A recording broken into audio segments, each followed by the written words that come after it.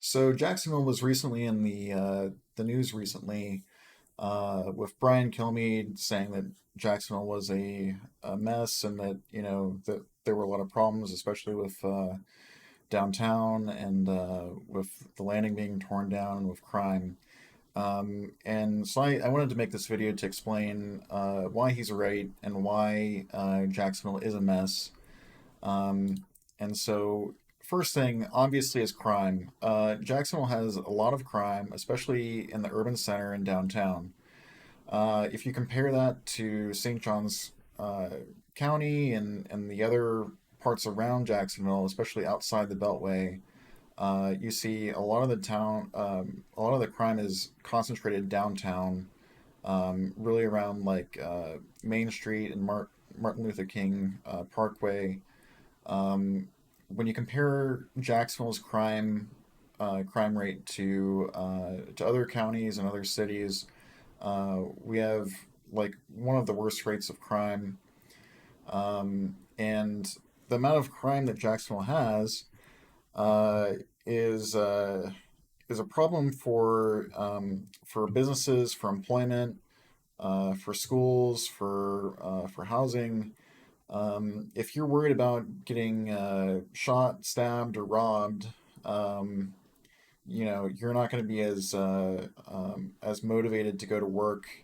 You're not going to be uh, as motivated to go to school, especially when you're always looking over your back and you're always worried about what could possibly happen to you.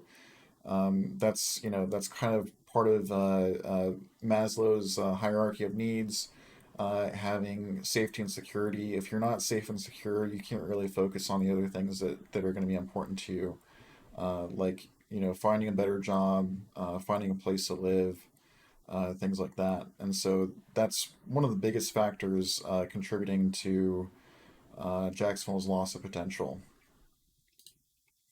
And if you look at the places around Jacksonville that are where people normally want to live, if you told me that you lived on the west side, the north side, or you live downtown, or if you live um, any of those places, or maybe even out at Jacksonville Beach, um, all those places are really difficult to live, and it's just in part because of the crime is so high. Um, it's hard for you to live your life because you're always worried about what's going to happen to you, and so a lot of people they end up learning this about Jacksonville, and then they end up moving to St. Johns County. Some people might even move all the way down to St. Augustine or Amelia Island, which are about an hour away from downtown. Ponte Vedra is a nicer area. Nocatee is a nicer area. Obviously, these are all more expensive areas, and people are willing to pay the higher expense just to get outside of Jacksonville because Jacksonville is, it's crime ridden. We have tons of crime in Jacksonville. Um, and the buildings that we do have downtown, you know, many of them are useless. You can't do anything with them. They're historic. You can't tear them down. You can't put up new buildings, and so you've got this incredible stagnation in downtown Jacksonville. And going along with the crime, we also have at least two gangs that are very prolific. You have KTA and ATK. These two gangs are both making music videos about the different people that they're killing in each other, in the other gangs. Giving And specific details about the horrific they are, crimes. ITV investigator Corley uh, Taylor joining us live to show us how they're these deadly very music happy, videos, how they are really expressing, damaging families. uh, Well, Tarek and Stacey, many rap of these music parents about I've the spoken different with are still waiting gang for members that they arrest kill. or they're waiting for a trial for their son's murders. While they wait for justice, music videos from rival rap groups in Jacksonville have gained popularity across the country with songs glorifying their son's murders. The music and beat are catchy.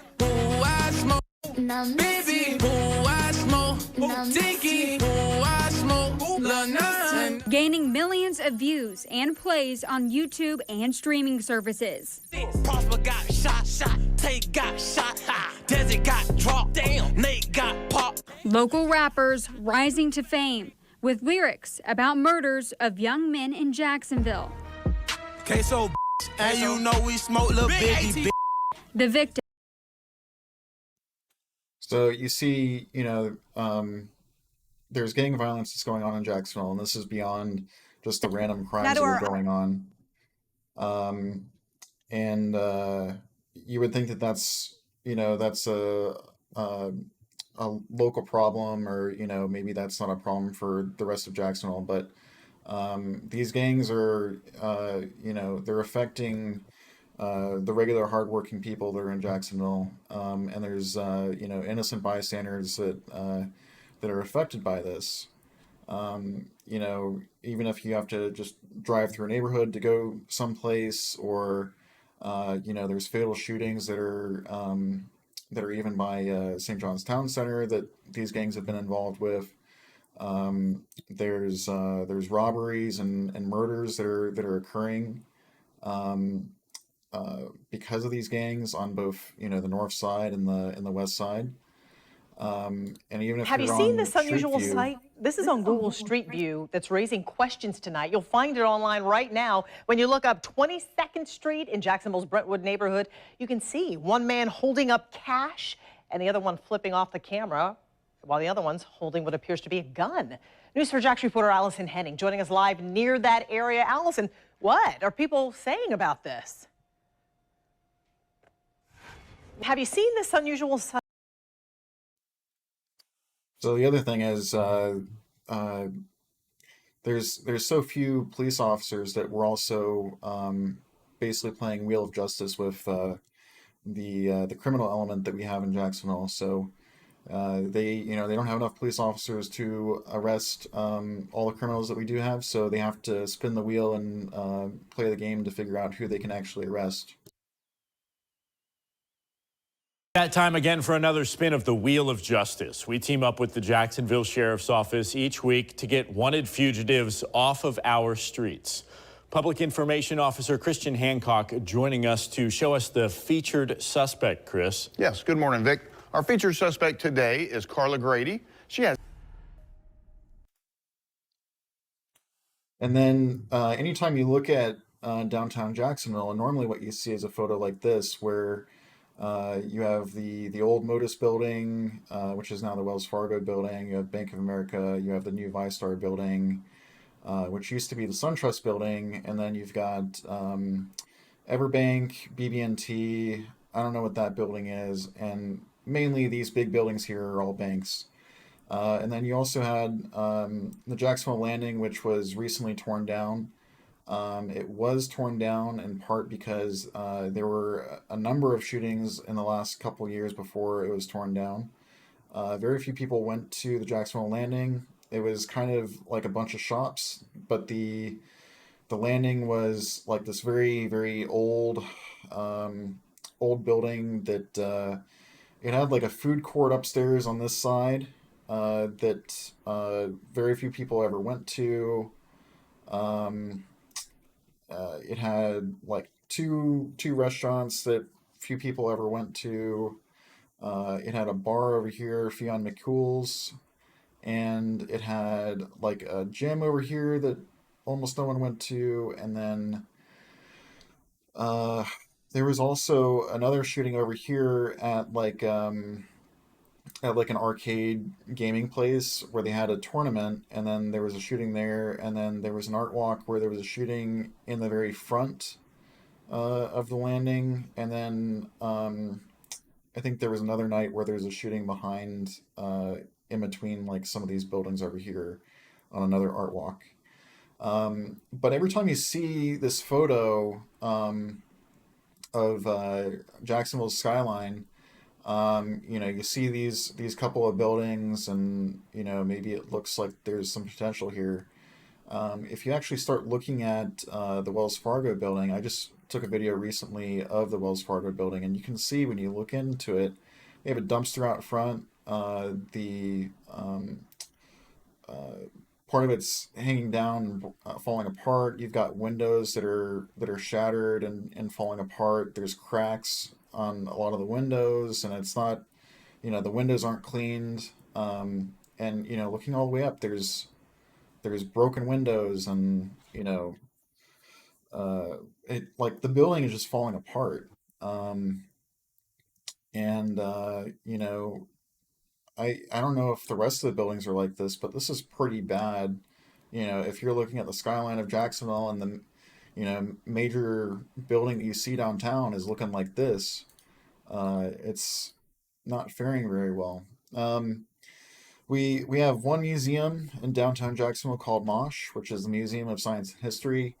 They've been proposing for a couple years of moving from their location now on the South Bank to the North Bank, and then also creating a much nicer location, which is shown in this rendering. The current Museum of Science and History is really small. They have a very small footprint. They don't have many exhibits. They're not really anything to write home about. There's not much. There's probably not people coming to Jacksonville to see MOSH. Like, there's just not much there. And right behind MOSH, you've got the Friendship Fountain, which they're like, I don't know if it's supposed to be a park. There's not really any benches. It's not like a pool. Like, you can't go swimming in this Friendship Fountain. Sometimes they have the lights on, and it looks nice for like for taking a photo of the skyline sometimes. But like, that's all it's really for. It's just taking a couple photos of the skyline. If you visit Jacksonville and you're lucky enough to find a parking spot over here in between Mosh and one of the restaurants, maybe you could take a photo for like a minute or two. But after that, people are just gonna basically leave, and there's not really this Friendship Fountain takes up a good amount of real estate, and it's not really it's not really contributing much of anything aside from a couple nice skyline photos. We also have the Jacksonville International Airport, which Jacksonville International Airport is hardly international. If you look up the arrivals and departures coming into Jacksonville, there's no international flights going in or out. These are all domestic flights. All the actual international flights are going out of Miami or Houston or someplace like that. But it's not an international airport, and there's not really very much special about it. The last couple of times that I've actually gone to JIA, there's only been like a handful of jets that have been there. The last time I went, there were only two jets that were parked, and this was like in the middle of the day. They only had two jets at the airport. And there's just not much going on at JIA. Like, there's not people coming into Jacksonville and visiting. There's not people going out. There's not people transferring. There's just like, for a logistics hub, for Jacksonville to be a logistics hub, this is a pretty big problem where people are just flying over Jacksonville. If you look at our schools, Duval is the one right here behind me. So this Duval County, that's where Jacksonville is. We have 11 schools, double digits, that are rated Fs, 27 that are Ds, and 38 that are Cs. And so we have more Cs than we have As, and we have more Cs than we have Bs. Overall, we don't have a lot of schools that are performing really well. If you look at UNF, UNF is the public university that is in Jacksonville. UNF stands for University of North Florida. It has been given the loving moniker, instead of University of North Florida, it's You Never Finish. And they, like, when I went there, they were selling themselves as being like a leader in affordability and being, being cost effective and things like that. They no longer claim that. Um, they've never really been a leader in technology or research. If you're going for research in Florida, you're probably going to UCF, or FIT. Um, and they're not a leader in online classes. If you look online, they've only got three programs that are accessible online. One for American Sign Language, health administration, and nursing. And so um, Mayor Lenny Curry was promoting the idea that, with Shad Khan and with the help from the Jaguars, that the city would be bringing a new Four Seasons hotel downtown, and things like that. The problem is, this, doesn't sound like it would be in full support of the Shipyards project, which they've been talking about for at least 2 years. The shipyard project fell through about a year ago. And this is in part because the city has been incredibly dependent on Jaguars owner Shad Khan. Some people have called Shad Khan Sham Khan, because it's kind of like he always teases the city, and then if the city doesn't give a big enough incentive for him to build whatever, then he just pulls out, and then the city just ends up throwing tons of money at the Jaguars and Shad Khan for him to invest and develop Jacksonville, but he's just always teasing Jacksonville and never really helping out or improving Jacksonville. And another project that Shad Khan was partly involved with was the downtown Laura Street Trio. There's been no change in these three buildings in the 10 years that I've lived here. During OneSpark in 2013, 2014, there were a lot of people that were promoting the idea of, finally like redeveloping these buildings, and it sounded like there was going to be a big push, and sounded like Shad Khan was getting involved, and people were really optimistic. And then OneSpark fell through, and then the Laura Street Trio deal fell through, and that was it. And now, here we are another 6 years later, and nothing has happened. There's graffiti on these buildings. They're completely empty.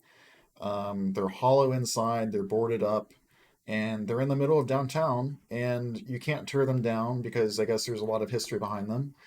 And you can't build them up. No one's putting anything in them, so they're just gonna sit there forever, probably at least another 10 years before someone gets their act together. And then downtown also has the Prime Osborn Convention Center, which is behind me. And this convention center, it's old, it's outdated. There's little parking. It's not very safe. It's not like in a very safe area.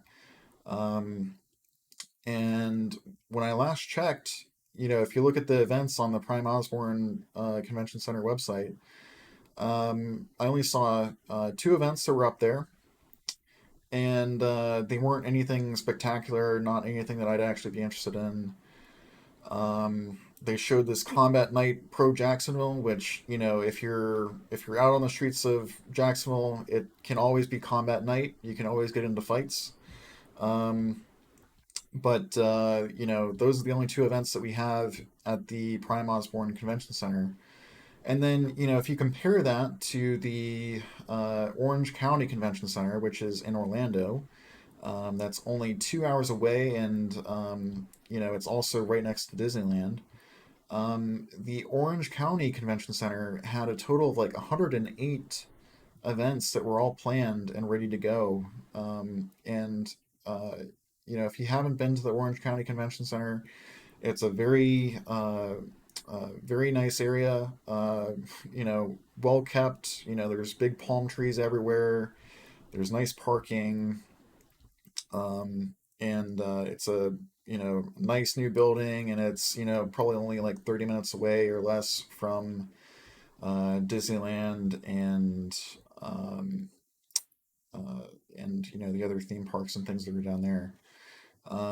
So when people are planning on making a convention in Florida, and they compare the Prime Osborn that's in Jacksonville, and they compare that to the Orlando Orange County Convention Center, which one do you think they're going to go to? The one that's in Orlando, where they can go and go to the theme parks afterwards, or do they want to go to the one in Jacksonville, where they could get shot and robbed and lose everything that they've ever worked for? Maybe I'm comparing apples to oranges, Orange County. But when people are making a decision on what convention center they want to go to, what city they want to go to, these people are picking Orlando over Jacksonville all the time. And so Jacksonville also had the OneSpark event. OneSpark went on for about 3 years. I attended at least 2 of those years, and each year OneSpark was bringing like an estimated 300,000 people to Jacksonville, which Jacksonville has a population of 800,000 to 1 million. So bringing 300,000 to Jacksonville, you've got to think that's almost like bringing an increase of a quarter of the population here, which is a huge amount of growth. That's a lot of people to be visiting and spending money for for a whole week, and that also brought a lot of interest to Jacksonville for a while. And as soon as there were problems with OneSpark and they ended up canceling OneSpark, then a lot of that optimism left Jacksonville, and a lot of people got demoralized after this, and all of that optimism left Jacksonville for other cities after that. Jacksonville also had the potential of having makerspaces here. I was a part of starting one called Jacksonville Makerspace, and we ran that for about 3 or 4 years, and we had it featured at OneSpark once. We were out at the Jacksonville Art Walks, basically every month we were out there, and we were showcasing technology, 3D printers, Tesla coils, all sorts of stuff. And we had an 8,000 square foot warehouse with all kinds of tools and equipment. And we ran that for about 4 years, and then we didn't have any public funding. We had trouble maintaining membership, and then eventually we closed. And after we closed, there were a couple other makerspaces that tried to pick up in our wake. One of them was Collab Jacks, which they opened a space in the Jacksonville Landing, and they tried opening. They didn't have very much equipment. They didn't really have a whole lot of space or anything like that, and they probably ended up closing within like a year or two. And then they tried opening a makerspace in the downtown library. I don't think they know when they were trying to open that. I don't think they actually knew what a makerspace was.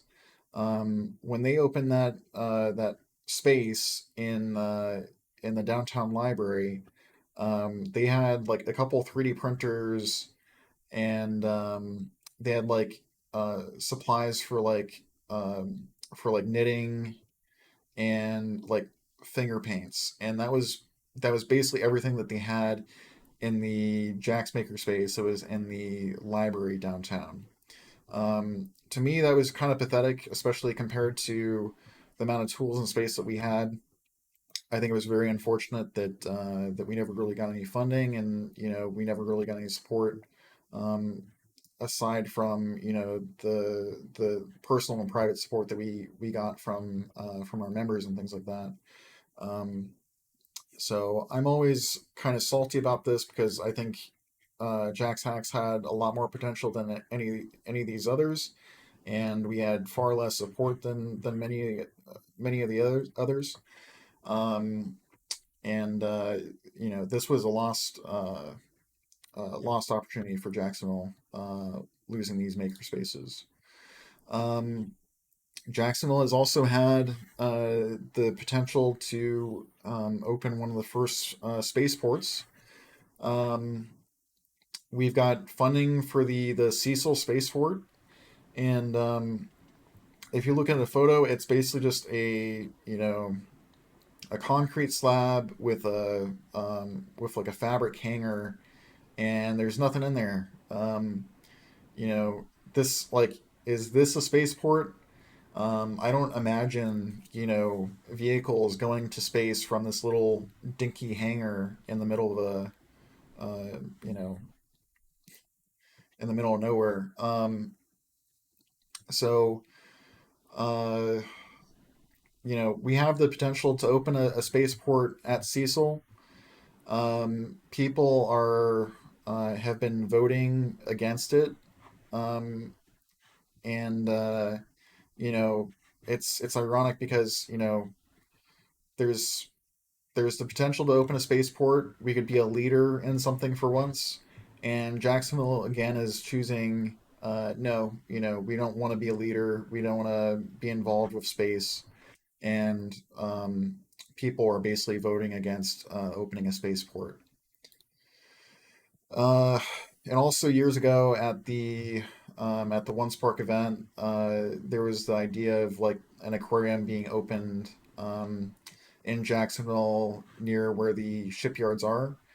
Um, they didn't really have a whole lot of funding to open this. There is the potential to do this because SeaWorld and all of those um, parks are in Orlando, and I think there's a pretty large gap between a lot of the parks um, and so there could be potential for opening an aquarium in Jacksonville, but there just was not nearly any funding for it.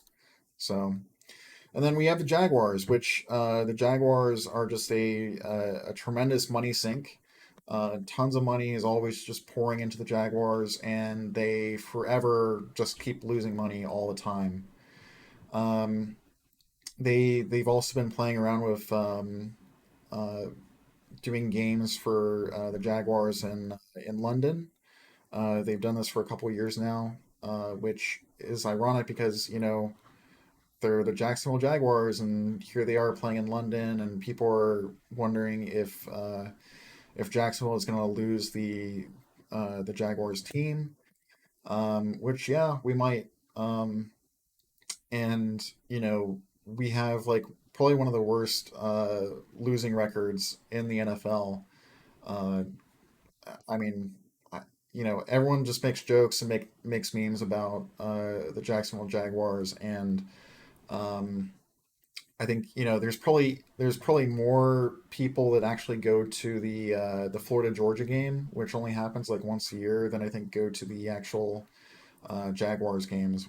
Um, so there's still some lifelong Jaguars fans, but unfortunately, like they just have the absolute worst playing record, and even with all of the changes that the Jaguars have made with different coaches, like going with Urban Meyer, and then I think they were trying to get Tim Tebow to save the Jaguars, and then um, we had that one quarterback with the mustache who was popular for a while, and absolutely like nothing has worked out with the Jaguars. No matter how much money Jacksonville gives the Jaguars, they just keep losing, and there's just absolutely uh, nothing good coming from them at all.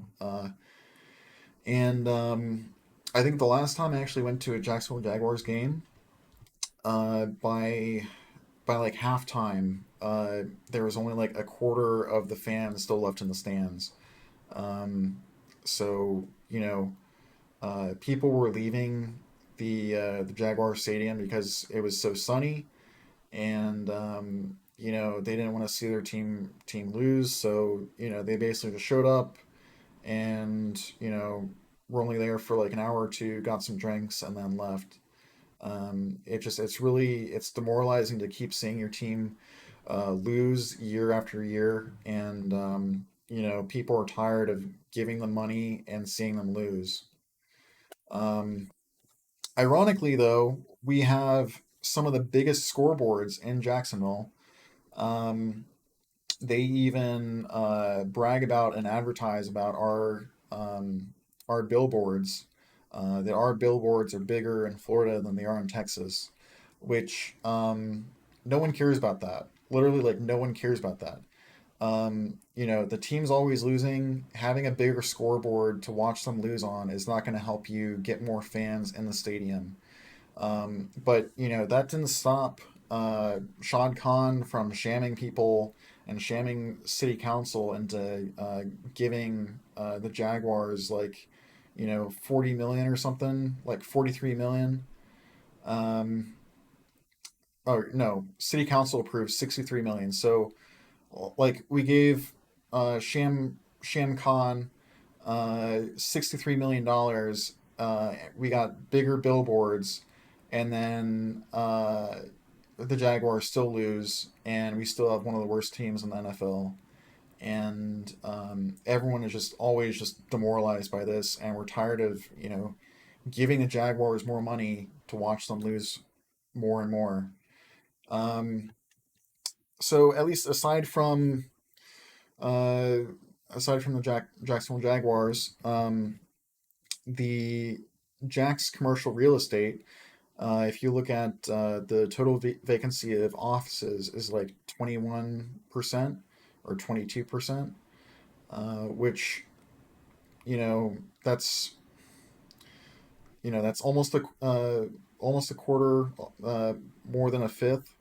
Um, but if you're actually downtown and you drive around downtown, like aside from the regular real estate that they're looking at, because they're just looking at like the Prudential building, the Deutsche Bank RP Funding building.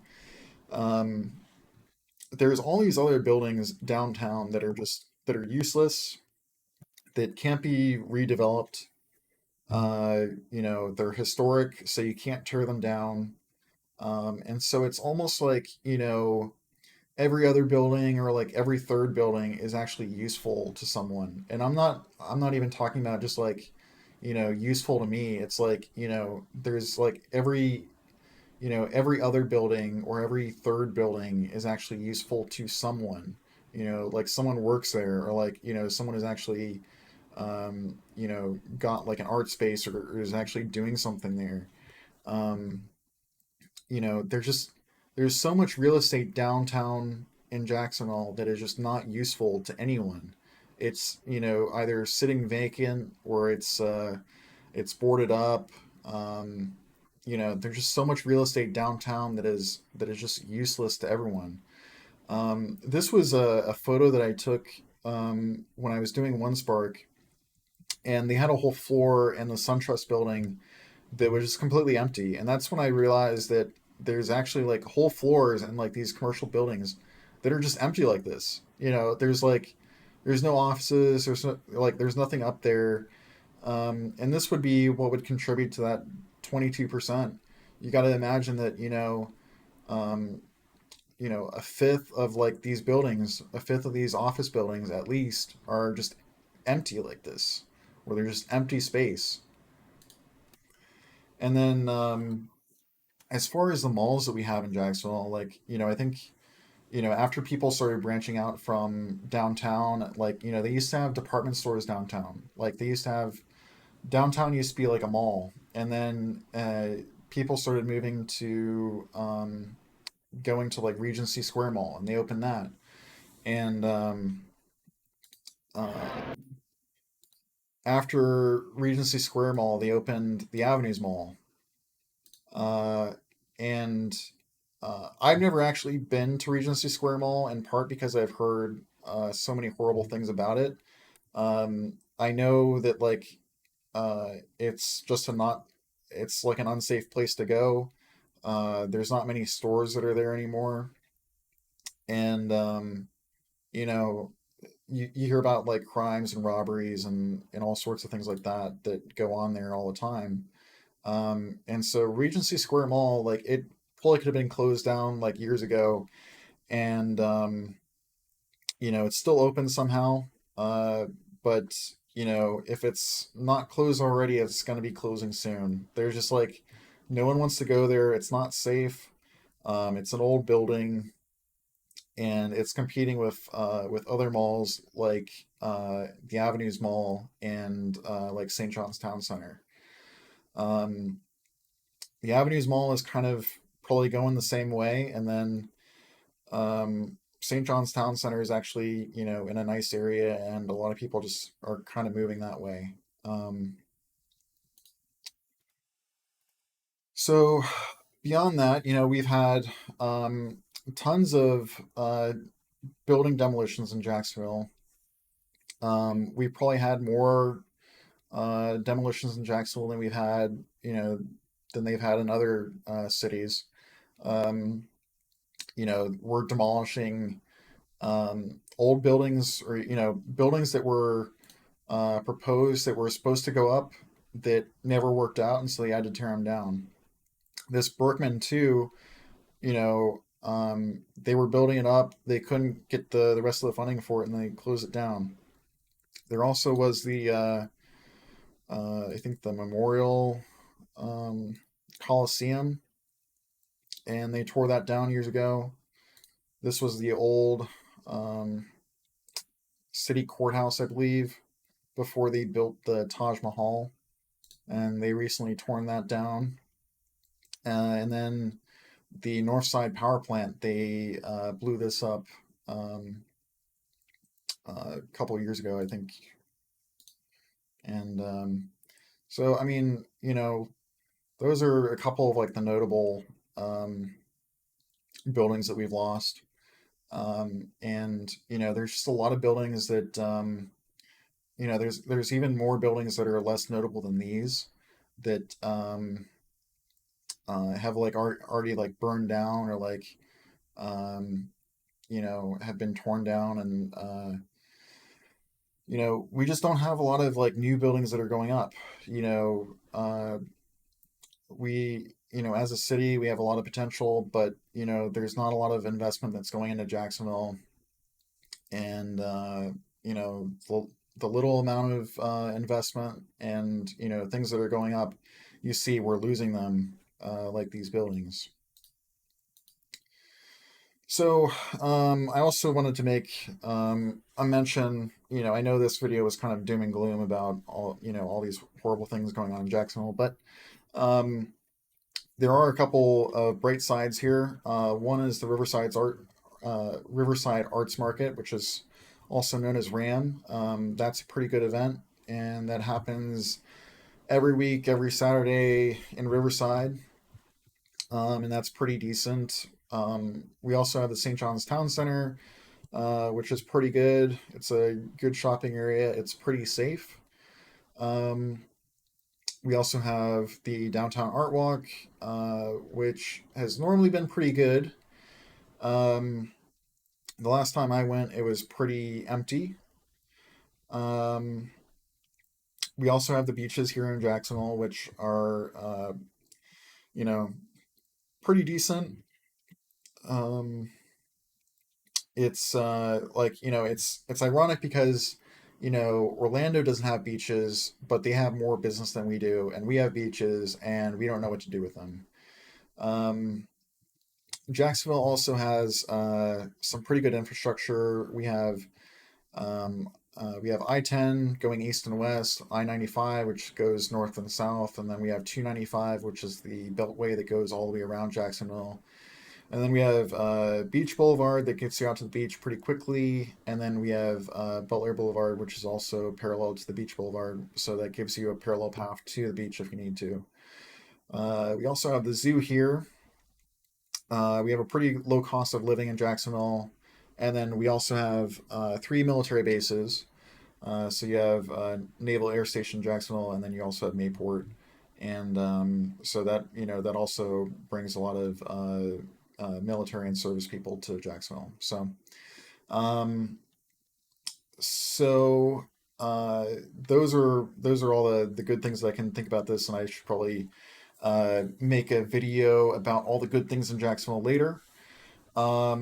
If you like this video, please like it and share it. And if you subscribe or leave a comment, I'll make more videos, and hopefully I can make more interesting videos that can help describe and help improve Jacksonville as well.